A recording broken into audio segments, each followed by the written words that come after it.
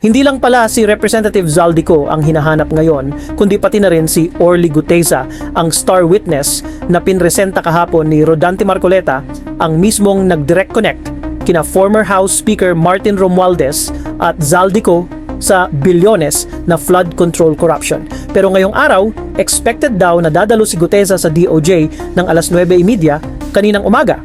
Pero no show siya. Supposedly, Guteza was set to explain in more detail his so-called bombshell testimony yesterday and would have been given the chance to execute a supplemental and properly notarized affidavit. Do you swear or affirm to tell the truth, the whole truth, and nothing but the truth in this proceeding? Na-hire ako bilang security consultant sa Ako Bicol Party List or AKB kay Congressman Zaldico. Ibababa lamang namin ay 35 maleta para i-deliver sa bahay ni House Speaker Martin Romualdez sa 42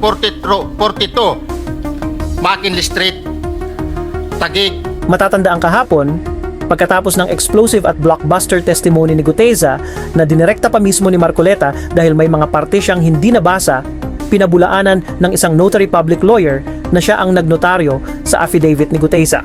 Attorney Pechi Rose Espera denied notarizing or preparing the affidavit of Orly Guteza, a former Marine and bodyguard of Zaldico, saying her signature and notarial details were falsified and unauthorized. Ibig sabihin, fake ang affidavit na binasa ni Guteza at falsified pa. Ito kaya ang dahilan kung bakit no-show siya sa DOJ ngayong araw. So nasaan na si Guteza? Parte ba ito ng drama ng kanyang political handler na si Marcoleta o ng mga DDS? May mga impormasyon na lumalabas na si Guteza ay malapit sa mga tao ni former President Digongio at mismong si VP Sara Duterte. Dahil dito, ipinag-utos ni Senator at Blue Ribbon Committee Chair Ping Lacson ang masusing background check kay Guteza dahil surprise nga daw ang biglang pagsulpot nito sa hearing, courtesy of course ni Marcoleta.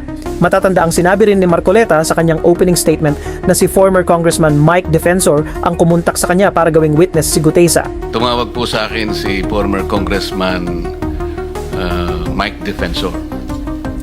Tinanong ko po kung ano ang kailangan niya. Meron daw pong isang tao na matagal na po niya kung gustong kausapin para sa isang paglalahad ng kanyang nalalaman tungkol po sa ating iniimbestiga sa committee ito. Samantala, may nagva-viral na chismis na magbibigay na raw ng bagong affidavit ang mag-asawang sina Curly at Sara Diskaya at dito nila ilalaglag ang isang senador na nangako sa kanila ng immunity. Kung totoo man ang chismis na ito, ang senador kayang ito ay may piluka at nawawalang kilay. Abangan ang susunod na kabanata